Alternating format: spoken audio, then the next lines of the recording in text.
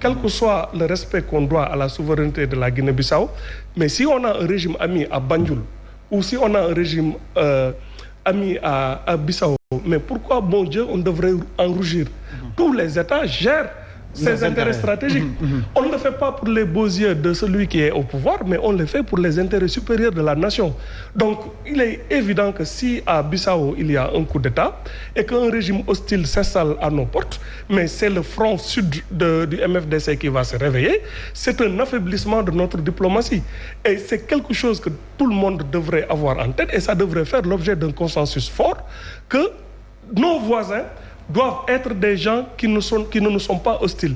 Et que si jamais il y a des régimes qui nous sont hostiles, que le Sénégal puisse tenir compte de cette lecture-là et agir en conséquence. Agir en conséquence, oui. Mon colonel, tout à l'heure, vous développiez dans le sens justement de ce système de démocratisation en Afrique de l'Ouest. Est-ce que vous semblez qu'en réalité, il y a eu un recul et par rapport justement à ces faits constatés en Guinée-Bissau aujourd'hui, hier c'était au Mali, au Burkina, en Guinée-Conakry? Oui, il y a quel recul. Il suffit juste de se souvenir de notre histoire. Moi, je considère toujours qu'il y a un triangle qu'il faut toujours regarder, le gouvernant, les forces et la population. Quand vous regardez dans ce triangle, qu'est-ce qui s'est passé? On a souvent eu la connivence entre les forces et les régimes. Quand on a pensé se débarrasser de ça dans les années 90, vous vous souvenez, Huntington, son fameux livre, La troisième vague de démocratie, qui a commencé, dit-il, au Portugal avec la révolution des œillets. D'accord.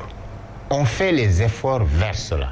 On a une CEDEAO qui essaye de construire une sécurité que nous partageons. Parce que justement, il a bien raison. Vous ne pouvez pas semer un champ de sécurité dans un espace d'insécurité. Vous êtes d'accord avec moi? Et donc, ça, c'est la dimension solidarité. Donc, il y a les logiques nationales, mais nous sommes tous trop faibles par rapport aux grandes menaces qu'il y a. Que ce soit face aux grandes puissances, face aux organisations extrémistes violentes, qui, de manière documentée, ont une histoire d'instrumentalisation par les États.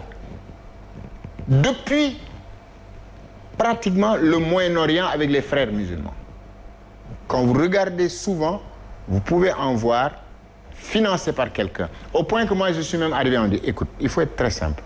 Quand on voit quelqu'un qui est habillé en islamisme, on dit, voilà quelqu'un qui appartient aux organisations extrêmement violentes. Mais, n'oubliez pas qu'un mercenaire, un membre des services secrets, Lawrence d'Arabie, vous le connaissez, mais Lawrence d'Arabie était un agent de l'Angleterre.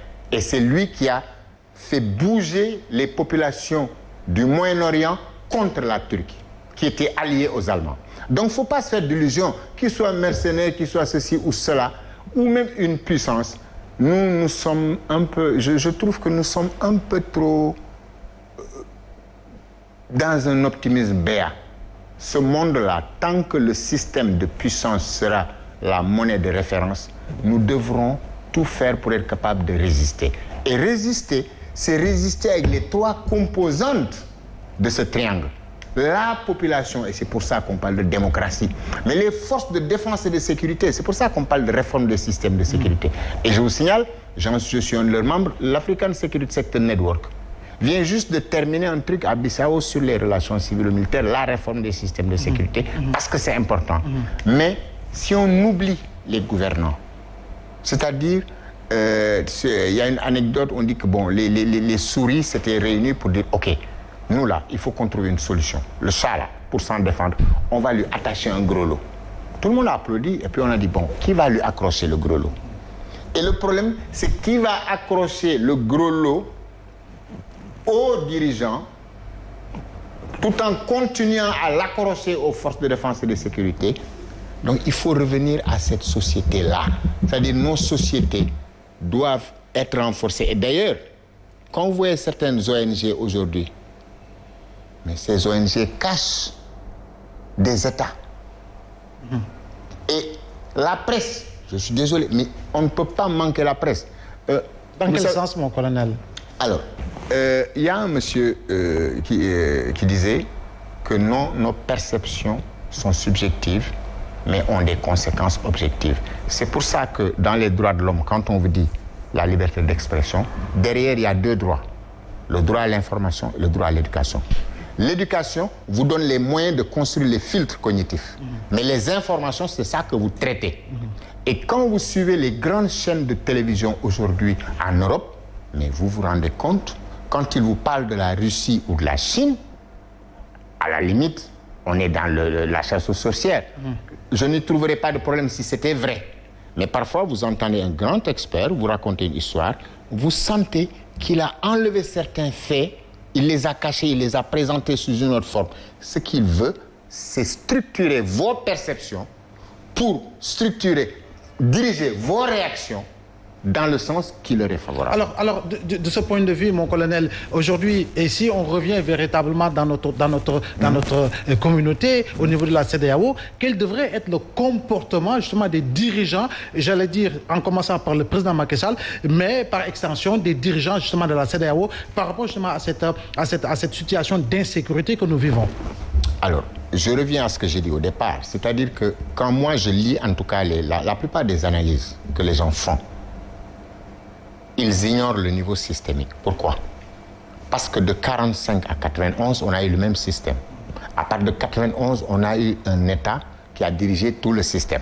Donc ce n'est que récemment. Donc quand vous êtes habitué à quelque chose de constant, vous ne faites pas attention à son changement. Il y a un changement du contexte stratégique. Ce changement va avec des actions qui peuvent venir de l'extérieur, directement, qui peuvent venir de l'extérieur pour essayer de trouver un relais en interne, plus maintenant nos logiques internes. Et donc, nos présidents, ce sur quoi ils doivent insister, c'est le rôle d'un organe qu'on oublie souvent. C'est la justice. La protection des libertés, c'est qui?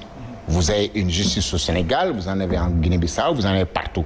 Mais est-ce que la justice qui est au niveau de la CEDEAO dans sa cour, la justice qui est au niveau de l'UA, est-ce que ces justices-là regardent bien, suivent bien et participent à la diplomatie préventive? Parce que c'est ça le problème. Quand vous sentez qu'il y a des contradictions, vous essayez d'y aller, vous essayez de poser des médiations et vous essayez de montrer aux gens, attention, si vous faites ça, voilà des sanctions qui vont vous arriver. Je sais bien, on pense tout de suite au Mali et aux effets pervers de ces sanctions.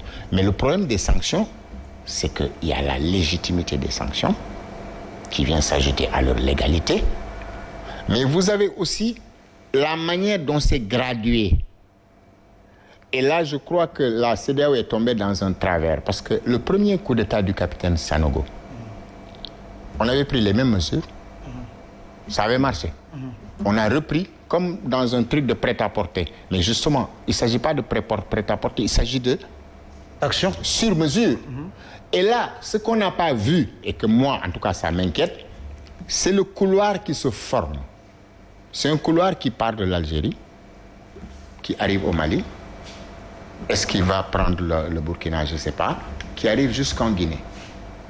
Si vous appliquez les mêmes sanctions, qu'est-ce qui se passe? On prend le port de Conakry. L'Algérie est intéressée. Parce que si demain, dans le cadre de cette compétition systémique entre la Chine et la Russie d'un côté, plus les États-Unis de l'autre, la Méditerranée est bloquée, mais l'Algérie va se retrouver enclavée.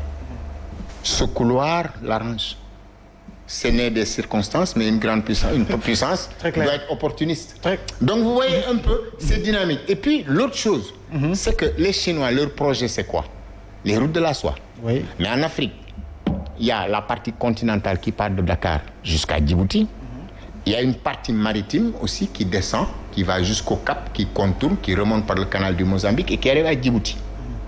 Et qui a en face son chemin de contournement. Parce que le détroit de Malacca, qui peut être fermé, la Chine veut être indépendante de cela. Donc, vous avez Chabahar en Iran, vous avez Gwadar au Pakistan, et vous avez des routes qui montent vers le Xinjiang. C'est pour ça que quand le Xinjiang bouge, ou quand un pays d'Afrique, d'Asie centrale comme le Kazakhstan et autres bouge, la Chine ne reste pas tranquille. La Russie ne reste pas tranquille. Vous avez vu ce qui s'est passé au Kazakhstan. Mais parce qu'il y a des logiques d'une compétition qui nous dépasse, mais pour lesquelles nous sommes des pions. Donc cette route-là, elle peut servir à la Chine pour son marché, elle peut servir à la Chine pour acheter des matières premières, elle peut servir à beaucoup de choses pour la Chine. Mais cette route, c'est de bonne guerre de la bloquer. Okay. Et c'est aussi de bonne guerre de la défendre. Donc c'est pour ça, moi, en tout cas, par déformation, dès que je vois quelque chose, je dis, OK, posons de côté le temps événementiel, l'immédiat, l'émotion et tout ça. Essayons de trouver dans le temps conjoncturel, voire dans le temps structurel de l'histoire, le temps long de l'histoire dont parlait Brodel, pour voir à qui profitent certains crimes. Quand il y a un coup d'État, je commence par observer. Forcément. Mais si ce coup d'État change certaines situations de rente dans les exploitations minières et autres, je ne peux plus m'empêcher de regarder du côté d'une grande puissance pour savoir laquelle est intéressée. Alors Barka, si véritablement, et par rapport justement à cette déréglementation institutionnelle, au-delà de ce constat, aujourd'hui, concrètement, par rapport à des pays voisins, le Mali, la Guinée,